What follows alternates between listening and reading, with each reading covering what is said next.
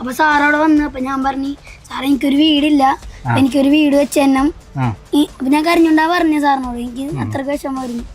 ഞാൻ ഇങ്ങനെ പറഞ്ഞു. അപ്പൊ സാർ പറഞ്ഞു, നിനക്ക് ഞാൻ ഒരു വീട് ഞാൻ തന്നിരിക്കും. ഈ ഒരു കാര്യത്തിൽ 1500 കോടികൾ തട്ടിച്ചെന്ന് നമ്മളൊക്കെ വെറുതെ അത് പുച്ഛത്തോട് തള്ളുള്ളൂ. കാരണം ഞങ്ങൾക്കറിയാം കൃത്യമായിട്ട് അദ്ദേഹം ചെയ്യുന്ന പ്രവർത്തനങ്ങൾ. നമസ്കാരം. കേരളത്തിൽ 2 രാഷ്ട്രീയ നേതാക്കന്മാരെ കുറിച്ചുള്ള ഒരു പഠനമാണ് ഞാൻ നടത്തുന്നത്. അതിലൊന്ന് നമ്മുടെ സാക്ഷാൽ പിണറായി ദൈവത്തെക്കുറിച്ചാണ്, പിണുങ്ങാണ്ടി ദൈവം. രണ്ടാമത് സാക്ഷാൽ നമ്മുടെ മുഖ്യമന്ത്രി VD സതീഷിനെക്കുറിച്ചാണ്. ആദ്യം നമ്മൾ പിണറായി വിജയനെക്കുറിച്ച് പറയാം. ഞാൻ എൻ്റെ ജീവിതത്തിൽ ഏറ്റവും ആരാധ്യപുരുഷനായി കണ്ട ഒരു മാന്യദേഹമാണ്, സഖാവാണ് പിണറായി വിജയൻ. 1975-77 കാലഘട്ടത്തിൽ അടിയന്തരാവസ്ഥ കാലത്ത് 77-ലാണ് ഞാൻ പ്രീ ഡിഗ്രിക്ക് ഗുരുവായൂരപ്പൻ കോളേജിൽ ചേരുന്നത്. ആ സന്ദർഭത്തിൽ അടിയന്തരാവസ്ഥ കഴിഞ്ഞു. പിന്നീട് നടന്ന ഇലക്ഷനിലെല്ലാം തന്നെ ഞാൻ ക്ലാസ്സുകളിൽ പ്രസംഗിക്കാറുള്ളപ്പോൾ ഏറ്റവും എടുത്തു പറയാറുള്ളത് അടിയന്തരാവസ്ഥ സമയത്തെ ഭീകര മർദ്ദനങ്ങളെക്കുറിച്ചാണ്. അന്ന് ഭീകരമായി മർദ്ദനമേറ്റ, ജയിലിലും പോലീസ് സ്റ്റേഷനിലും കസ്റ്റഡിയിലുമെല്ലാം ഭീകരമായി മർദ്ദനമേറ്റ, ചോരപ്പാടുകൾ ആയി ഷർട്ടുമായി നിയമസഭയിൽ എത്തിയ നമ്മുടെ പിണറായി വിജയനെക്കുറിച്ചാണ്. അന്ന് കൂത്തുപറമ്പിൽ നിന്ന് എല്ലാ സ്ഥലങ്ങളിൽ തോറ്റു തൊപ്പിയിട്ടപ്പോഴും കൂത്തുപറമ്പിൽ നിന്ന് 2000 വോട്ടിൻ്റെ ഭൂരിപക്ഷത്തിനാണ് പിണറായി വിജയൻ വിജയിച്ചത്. ഇപ്പം നമുക്കൊക്കെ ആരാധ്യനായ, മനസ്സിൽ ഒരു വിഗ്രഹം മാതിരിയുള്ള ഒരു നേതാവായിരുന്നു പിണറായി വിജയൻ. എന്നാൽ പിന്നീട് അദ്ദേഹം പൊട്ടിത്തകരുന്നതാണ് കണ്ടത്. ഞാനൊരു പത്രപ്രവർത്തകനായിട്ട് വളർന്നു വന്നപ്പോൾ 1996-97 കാലഘട്ടത്താണ് ഐസ്ക്രീം പാർലർ പെൺവാണിഭം പുറത്തു കൊണ്ടുവരുന്നത്.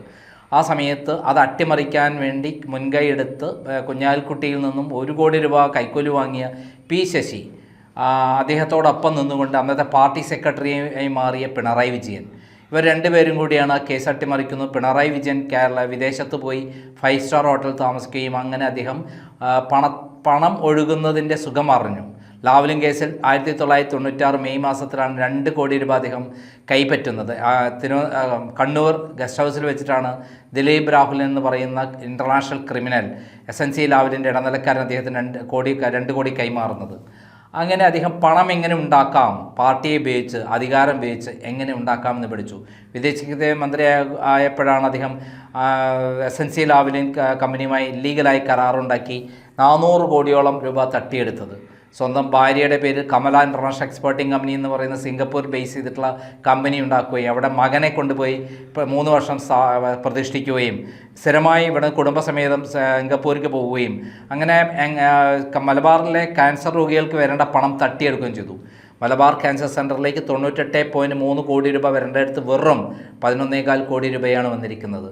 ബാക്കി തുകയിൽ 75 കോടി രൂപയാണ് പിണറായി വിജയൻ തട്ടിയിരിക്കുന്നത് ഭാര്യയുടെ അക്കൗണ്ടിലേക്ക് വന്നിട്ട്. അങ്ങനെയുള്ള പിണറായി വിജയൻ, പിന്നെ അന്ന് ഉണ്ടായിരുന്ന പിണറായി വിജയൻ അല്ല, പിന്നെ അഹങ്കാരത്തിൻ്റെ, ധിക്കാരത്തിൻ്റെ, തട്ടിപ്പിൻ്റെ, കൊലപാതകത്തിൻ്റെ എല്ലാം ഒരു സൃഷ്ടാവായിരുന്നു പിന്നെ പിണറായി വിജയൻ. TP ചന്ദ്രശേഖരനെ പോലെയുള്ള ആളുകളെ കൊല്ലുന്നതിന് യാതൊരു മടിയും ഉണ്ടായിരുന്നില്ല. കയ്യിൽ എപ്പോഴും ചോരക്കറി ഉണ്ടായിരുന്നു. തൻ്റെ മുഖത്ത് ചോരക്കറ നിറഞ്ഞു നിൽക്കുകയാണെന്നുള്ള കാര്യം അദ്ദേഹം മറന്നുപോയി. ചോരയുടെ മണമാണ് അദ്ദേഹത്തെ കാണുമ്പോൾ തന്നെ. അത്രയും ഭീകരനായ ആളായി മാറി.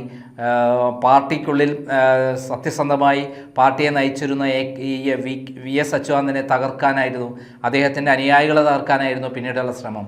പാർട്ടി സെക്രട്ടറിയായി അദ്ദേഹം 1998 മുതൽ 2016 വരെയുള്ള കാലഘട്ടത്തിൽ അദ്ദേഹം പാർട്ടിയിലെ സത്യസന്ധരായ ജനങ്ങളെ എല്ലാം അകറ്റി നിർത്തി അദ്ദേഹം VS അച്യുതാനന്ദനെ പോലെ ആളുകളെ ഏതൊക്കെ തരത്തിൽ വെട്ടിമാറ്റി അതെല്ലാം ചെയ്തു. അങ്ങനെ 2016 ഉമ്മൻചാണ്ടി എന്ന മഹാനായ മനുഷ്യനെ സരിതാ നായരുടെ പേരിൽ കള്ളപ്പരാതി ഉണ്ടാക്കി, ലൈംഗിക വൈകൃത പരാതി ഉണ്ടാക്കി, അത് വ്യാപകമായ പ്രചരണം നടത്തി അദ്ദേഹം അതിൻ്റെ പേരിൽ നീതിമാനായ മനുഷ്യനെ വെട്ടിവീഴ്ത്തി. അങ്ങനെ അദ്ദേഹം മുഖ്യമന്ത്രിയായി. പിന്നീട് അങ്ങോട്ട് അഴിമതിയുടെ കറയാണ് അദ്ദേഹത്തിൻ്റെ ശരീരത്തിലും മനസ്സിലുമെല്ലാം. ലാവ്ലിൻ കേസ് 80 തവണ മാറ്റിവെച്ച് 9 വർഷമായി സുപ്രീം കോടതിയിൽ എത്തിയിട്ട്. ഞാനാണ് അതിൽ കേസ് ഫയൽ ചെയ്തതും എല്ലാം തന്നെ. അങ്ങനെ പിണറായി വിജയൻ എന്ന് പറയുന്ന യഥാർത്ഥ കമ്മ്യൂണിസ്റ്റ് പിന്നീട് കള്ളനായി, പെരുങ്കള്ളനായി, മാഫിയ തലവനായി, തട്ടിപ്പുകാരനായി, അങ്ങനെ കേരളം കണ്ട ഏറ്റവും വലിയ കമ്മ്യൂണിസ്റ്റ് വിരുദ്ധനായി. എന്നിട്ടും അദ്ദേഹം കമ്മ്യൂണിസ്റ്റ് പാർട്ടിയെ നയിക്കുന്ന മുഖ്യമന്ത്രിയായി. അതേപോടൊപ്പം തന്നെ അദ്ദേഹം EMS ഇരുന്ന സീറ്റിലാണ് അദ്ദേഹം പോയിരുന്നത്. EK നായർ ഇരുന്ന സീറ്റിലായിരുന്നത്. VS അച്യുതാനന്ദൻ ഇരുന്ന സീറ്റിലാണ് അദ്ദേഹം പോയിരുന്നത് എന്ന് ഓർക്കണം. അത്രയും ലജ്ജാകരമാണ് കേരളത്തിനുണ്ടാക്കിയത്. 1,00,000 കോടി രൂപയാണ് വിദേശത്ത് അദ്ദേഹത്തിന് നിക്ഷേപമുള്ളത് എന്നുള്ള വിവരമാണ് ഇപ്പം പുറത്തു വന്നിരിക്കുന്നത്. അദ്ദേഹത്തിനെതിരെയുള്ള കേസുകൾ ഒന്നൊന്നായി അദ്ദേഹം മുഖ്യമന്ത്രിയായ ശേഷം അദ്ദേഹത്തെ വേട്ടയാടാൻ തുടങ്ങിയാണ്. അതിൻ്റെ ഭാഗമാണ് CMR കമ്പനിയുടെ കേസിൽ അദ്ദേഹം പ്രതിയാകാൻ പോകുന്നു എന്നുള്ള കാര്യം. എന്നാൽ നേരത്തെ 2005 ഞാൻ കൊടുത്ത പരാതിയുടെ അടിസ്ഥാനത്തിൽ CBI എൻക്വയറി വന്ന് ലാവലിംഗ് കേസിൽ അദ്ദേഹം പ്രതിയായിരുന്നു. അതിൽ തിരുവനന്തപുരത്ത് സെഷൻസ് കോടതിയിലും CBI കോടതിയിലും പിന്നീട് ഹൈക്കോടതിയിലും പിന്നെ സുപ്രീം കോടതിയിലുമെല്ലാം ഹൈക്കോടതിയിലെ കേസ് അട്ടിമറിക്കുകയും പിന്നീട് സുപ്രീം കോടതിയിൽ എത്തി നിൽക്കുകയാണ്. കേന്ദ്ര ഗവൺമെൻറ് സഹായത്തോടെ സുഗമമായി ഇപ്പോൾ അദ്ദേഹം ആ കേസുകളിൽ നിന്ന് രക്ഷപ്പെട്ട് നിൽക്കുകയായിരുന്നു. പക്ഷേ ഇപ്പോഴും അത് വിട്ടുമാറിയിട്ടില്ല. ഇപ്പോൾ ഭരണത്തിൽ നിന്ന് അദ്ദേഹം തെറിക്കപ്പെട്ടു. കോൺഗ്രസ് മുക്ത ഭാരതം എന്നുള്ള പേരിൽ അദ്ദേഹത്തിൻ്റെ 10 വർഷം കേന്ദ്ര ഗവൺമെൻറ് BJP അദ്ദേഹത്തെ സംരക്ഷിച്ചു. അങ്ങനെയുള്ള പിണറായി വിജയൻ ഇപ്പോൾ വെച്ചടി ഓരോ കേസിലും കുടുങ്ങാൻ പോകുന്നു. അദ്ദേഹം ഭരണം നഷ്ടപ്പെട്ടത് 10 വർഷത്തെ ദുർഭരണം കൊണ്ട്, അദ്ദേഹത്തിൻ്റെ കൊള്ള കൊണ്ട് ജനങ്ങൾ പൊറുതിമുട്ടി, ധിക്കാരം കൊണ്ട്, അതേപോലെ അഹങ്കാരം കൊണ്ട് പൊറുതിമുട്ടി. ആരെ വേണമെങ്കിലും ഏത് സമയത്ത് അറസ്റ്റ് ചെയ്യാമെന്നുള്ള നിലയിലായി. അദ്ദേഹത്തിനെതിരെ വിമർശിച്ചാൽ അറസ്റ്റ്, കള്ളക്കേസിൽ കൊടുക്കുക എന്നുള്ള രീതിയാണ് അദ്ദേഹത്തിലുള്ള. എന്നെ തന്നെ 3 തവണയാണ് ജയിലിലടച്ചത് കള്ളക്കേസിൽ കുടുക്കിയിട്ട്. എങ്ങനെ ജയിലിൽ ഒരാളെ കള്ളക്കേസിൽ കുടുക്കി അറസ്റ്റ് ചെയ്ത് ജയിലിലടയ്ക്കാമെന്നുള്ളത് ഞാൻ നേരിട്ട് പഠിച്ചു. അതോടൊപ്പം തന്നെ 17 വേറെ കേസുകളിൽ എന്നെ കുടുക്കി. എന്നെ സംബന്ധിച്ചോളം അതൊന്നും ഒരു പ്രശ്നമല്ലെങ്കിലും ജനങ്ങൾ അദ്ദേഹത്തെ തൂത്തെറിഞ്ഞു. CPM അണികൾ അദ്ദേഹത്തെ, ഞാൻ എന്താണോ പറഞ്ഞത് അത് സത്യമാണെന്ന് ലോകം അറിഞ്ഞു, ജനങ്ങൾ അറിഞ്ഞു, CPM അണികൾ അറിഞ്ഞു. ഇപ്പോൾ അദ്ദേഹം പാർട്ടിക്ക് പുറത്തായി. ഇപ്പോൾ അദ്ദേഹത്തിന് ഓരോ കേസായി വരാൻ പോവുകയാണ്. അദ്ദേഹവും മകനും ഭാര്യയുമെല്ലാം കുടുങ്ങുന്ന കേസുകൾ. 1,00,000 കോടി ഉണ്ടായിട്ട് എന്താ കാര്യം? ഒരു കാര്യമില്ല. ഇനിയുള്ള ലൈഫ് മുഴുവൻ അദ്ദേഹം ജയിലിലേക്കും കേസുകളുടെ പിന്നാലെയും പോകേണ്ടി വരും. അങ്ങനെയാണ് അദ്ദേഹത്തിൻ്റെ അവസ്ഥ. അദ്ദേഹം ഓരോ ദിവസവും കേസുകളിലേക്ക് പോകുന്നതിനാവശ്യമായ തെളിവുകൾ വന്നുകൊണ്ടിരിക്കുകയാണ്. എന്നാൽ നമ്മളിപ്പോൾ ഒരാളെ കുറിച്ചിട്ട് അദ്ദേഹത്തിൻ്റെ ഭരണകാലത്ത് വേട്ടയാടിയ മറ്റൊരു മനുഷ്യനുണ്ടായിരുന്നു, VD സതീശൻ. നാളെ VD സതീശനാണ് കേരളത്തിൻ്റെ മുഖ്യമന്ത്രിയാവാനും ഭരണം കൊണ്ടു നടക്കാനും പ്രാപ്തിയുള്ള ആളാണെന്ന് കണ്ടെത്തി അദ്ദേഹത്തിൻ്റെ പുനർജനി പദ്ധതികൾ വലിയ ആരോപണമായിട്ട് വന്നിരുന്നു.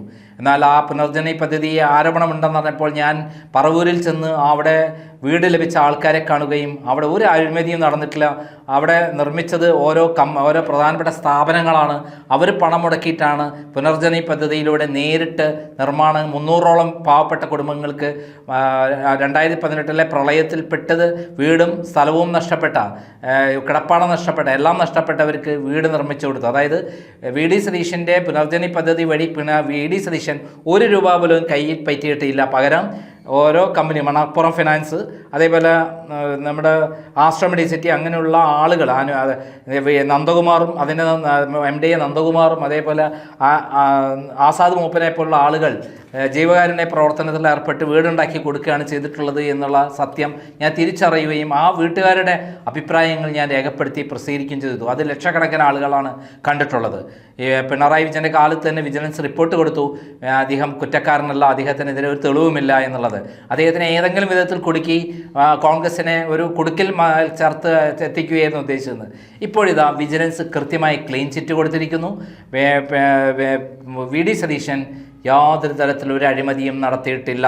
ഞാൻ എന്തുകൊണ്ടാണ് VD സതീശനെ വളരെ ശക്തമായി പിന്തുണയ്ക്കാൻ കാരണം, അദ്ദേഹം ശക്തനായ, അറിവുള്ള, വിഷനുള്ള, കൃത്യമായി നാട് നന്നാവണമെന്ന് ആഗ്രഹിക്കുന്ന സത്യസന്ധനായ ഒരു രാഷ്ട്രീയ നേതാവാണ് എന്ന് കൃത്യമായി അറിഞ്ഞുകൊണ്ട് തന്നെയാണ് ഞാൻ അദ്ദേഹത്തെ തിരിച്ചറിഞ്ഞ് സപ്പോർട്ട് ചെയ്തത്. അത് കൂടുതൽ സത്യമാണെന്ന് തെളിയുകയാണ് ഓരോ ദിവസം തോറും. അദ്ദേഹത്തിന് നക്ഷത്രം മിന്നിത്തിളങ്ങുന്ന പോലെ, ആകാശത്ത് നക്ഷത്രം മിന്നിത്തിളങ്ങുന്ന പോലെ, പത്തരമാറ്റ് സ്വർണത്തെപ്പോലെ, രത്നങ്ങളെപ്പോലെ, പിന്നിത്തിളങ്ങുന്ന രത്നങ്ങളെപ്പോലെ അദ്ദേഹം ഓരോ ദിവസവും തോറും അദ്ദേഹത്തിൻ്റെ ശോഭ വർദ്ധിക്കുകയാണ്. അത് ഭരണത്തിൽ വന്ന ശേഷം അദ്ദേഹത്തിൻ്റെ വീട്ടിലും ഓഫീസിലും എല്ലാം തന്നെ ആയിരക്കണക്കിന് ആളുകളാണ് യഥേഷ്ടം വരുന്നത്, പരാതികളുമായി വരുന്നത്. എന്നാൽ പിണറായി വിജയൻ്റെ ഭരണകാലത്തോ ഒരാൾക്ക് പോലും അദ്ദേഹത്തെ കാണാൻ പറ്റില്ല. അദ്ദേഹം 41 വണ്ടി പോലീസിൻ്റെ സഹായത്തോടെ യാത്ര ചെയ്യുമ്പോൾ ജനകീയനായ മുഖ്യമന്ത്രി VD സതീശൻ യാത്ര ചെയ്യുന്നത് ആപ്പാടെ ഒരു എസ്കോർട്ട് വഴി മാത്രമാണ്. ഒരു പൈലറ്റും മാത്രമാണ് അദ്ദേഹത്തിനുള്ളത്, വേറെ ആരും പാടില്ല എന്ന് പറഞ്ഞിട്ടുണ്ട്.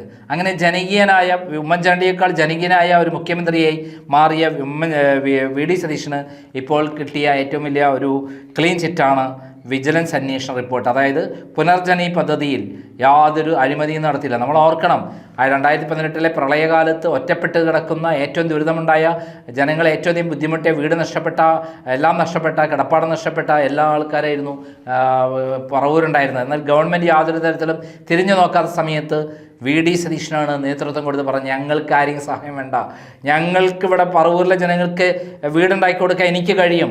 അദ്ദേഹം അത് നിറവേറ്റി എന്നുള്ളതാണ് സത്യം. നമുക്കറിയാം, മുണ്ടക്കൈ ദുരന്തത്തിൽപ്പെട്ട ആളുകൾക്ക് വീടുണ്ടാക്കി കൊടുക്കുമ്പോൾ 750 കോടി രൂപയാണ് പിരിച്ചു കിട്ടിയത്. അതിൽ ഭൂരിപക്ഷവും പിണറായി വിജയൻ തട്ടിയെടുത്തു. വീട് ഉണ്ടാക്കിയത് ഊരാളുകൾ എപ്പോഴും പൊട്ടിപ്പൊളിഞ്ഞ് കിടക്കാവുന്ന വീടുകളാണ് ഉണ്ടാക്കിയത്. യാതൊരു സൗകര്യവും ഇപ്പോഴും ഇല്ല, പൂർത്തീകരിച്ചിട്ടില്ല. അതേ സമയത്താണ് സമ്പൂർണ്ണമായി പൂർത്തീകരിച്ച വീടുകൾ നമ്മുടെ പുനർജനി പദ്ധതിയിലൂടെ അവിടെ നിർമ്മിച്ചിട്ടുള്ളത്. അതിൻ്റെ വീട്ടുകാർ പലരും പറഞ്ഞിട്ടുള്ള വാചകങ്ങൾ പ്രത്യേകം ശ്രദ്ധേയമാണ്. ആ വാചകങ്ങൾ ഒന്ന് കേൾക്കാം. ഈ വെള്ളം ഇറങ്ങിയതിന് ശേഷം സ്വന്തം വീട്ടിലേക്ക് വരുന്നൊരു കാഴ്ചയുണ്ട്. പക്ഷെ അവരുടെ സങ്കടം നമുക്ക് സഹിക്കാൻ പറ്റില്ല. ജീവിതത്തിൽ ഇന്നോളം സമാഹരിച്ചിട്ടുള്ള ഒരു സാധനങ്ങളും ബാക്കിയില്ല.